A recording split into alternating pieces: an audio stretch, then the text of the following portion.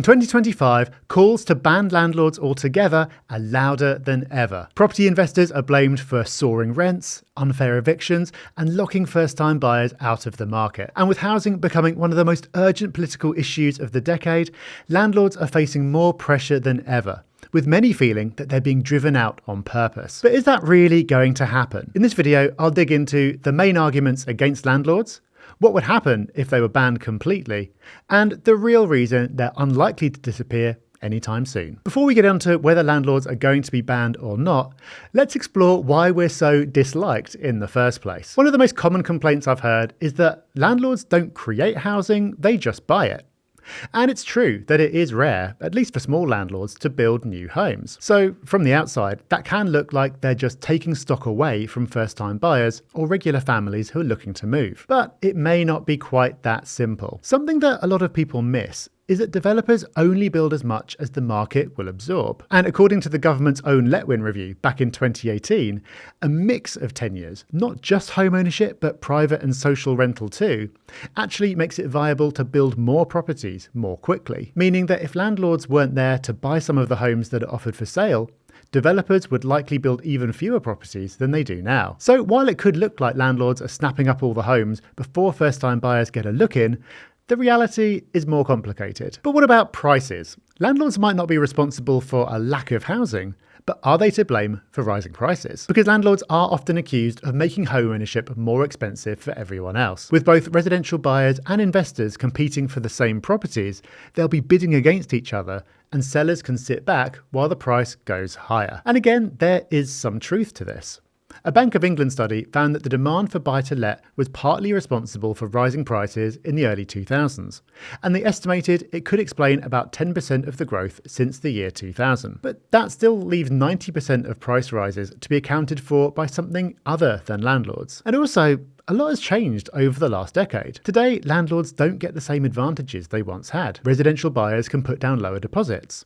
There are tons of first-time buyer schemes designed to boost affordability, and they pay less stamp duty. Meanwhile, landlords have actually lost many of the tax perks that made buy-to-let so appealing in the first place. Compared to a first-time buyer, they're having to put in far more cash, a 25% deposit compared to as low as 5%. They pay many thousands of pounds more stamp duty and then get heavily taxed. And if we look at the numbers, we can see that across the UK, landlords own about 12% of homes. In London, it's higher, about 30%.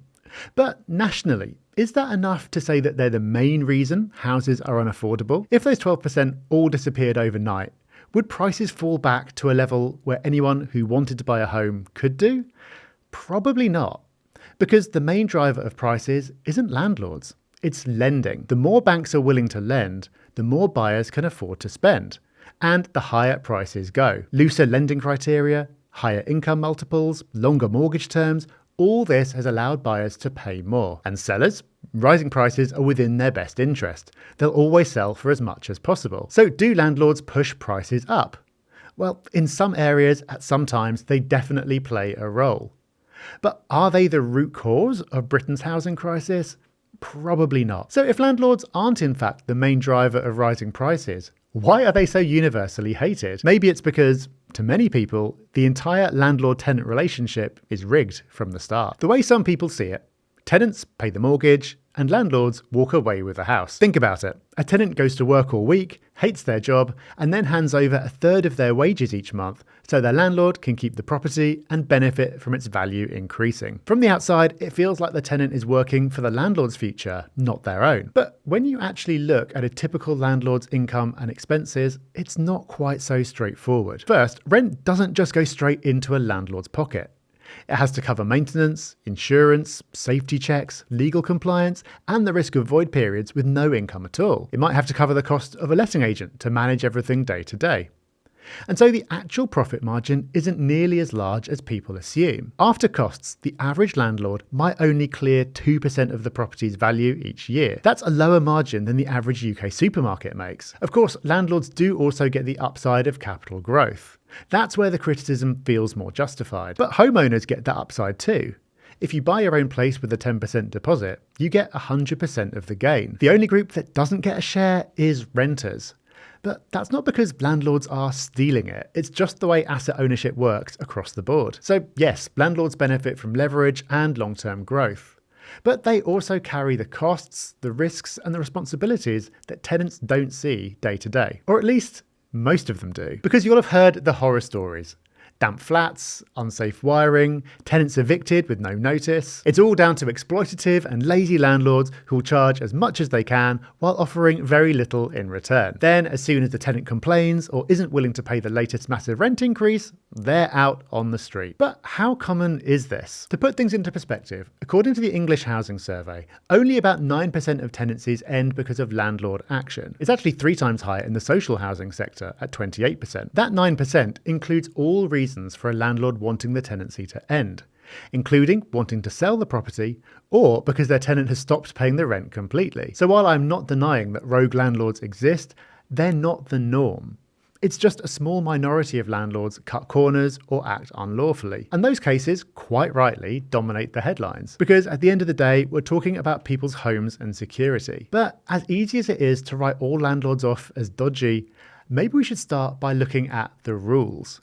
And above all, whether they're being enforced. Because the nightmare landlords we're so used to hearing about are often repeat offenders who never face any consequences. If you want to stay sharp and never miss changes that affect your portfolio, make sure you join our newsletter.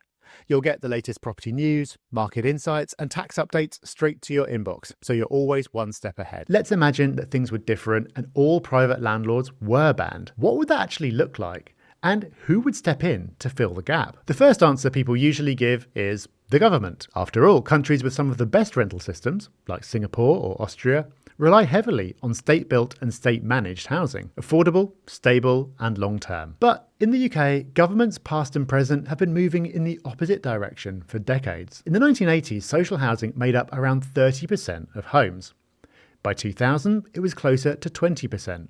And today, it's just 17%. Meanwhile, the private rented sector has doubled from 10% to around 20%, filling a gap created by a lack of social housing. And yet, the government still spends about £15 billion a year on housing benefit for tenants in private rentals. If that money went into building and maintaining social homes, provision could be better and cheaper in the long run. But building at scale would take serious funding, political will, and consistency, none of which we've seen. Even when borrowing costs were near zero, no major party seriously pushed the idea of a massive social housing drive. So if governments won't provide enough homes, the question becomes, who will? Well, the answer could lie with the most successful landlords of them all. Because the real money isn't made from owning 1 or 2 rentals. It's in holding hundreds. Whole developments are now being built from scratch, not to sell, but to rent out long term. They're not taking away supply. They're adding to it. And because these companies plan to hold properties for decades, they have an incentive to build well, maintain properly, and offer consistent service. Some even provide on-site staff, gyms, or communal spaces. For certain tenants, that's a huge upgrade from dealing with a private landlord. But of course, corporations aren't charities. Their responsibility is to shareholders, not tenants. So while the build-to-rent sector brings professional management, it also brings the risk of monopoly pricing power.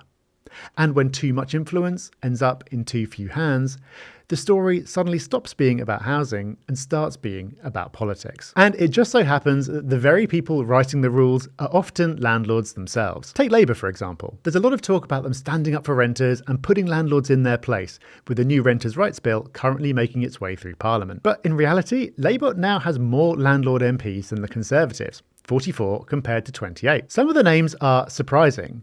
Rishinara Ali, who was once the Minister for Homelessness, recently resigned after hiking the rent on her London property by £700 a month. Rachel Reeves, the Chancellor, and her husband earn around £74,000 a year in rental income. Other familiar figures like David Lammy, Emily Thornberry, and Lucy Powell all report rental income too. And Jazz Athwal owns 18 properties all on his own, then got into trouble for not just having mould and ant infestations in them, but also for not having applied for the very licences that he'd introduced as a local councillor. And it's not just Labour. Around 83 MPs across all parties earn at least £10,000 a year from rental properties, a combined £830,000 in income. With that kind of vested interest, the idea of a government voting to ban landlords altogether just doesn't stack up. So what's the answer? As you might have guessed, there's no easy fix. First, we've got the rogue landlords. Laws already exist to protect tenants. But the real problem is a lack of enforcement. Too few inspections, slow penalties, and the same repeat offenders getting away with it again and again. Then there's the much bigger group of landlords who aren't criminal, just inexperienced. Accidental landlords who inherit a property or rent out their old home without really knowing the rules. Over the past decade, tax changes and tighter regulation have forced many of them out, leaving a more professional core behind.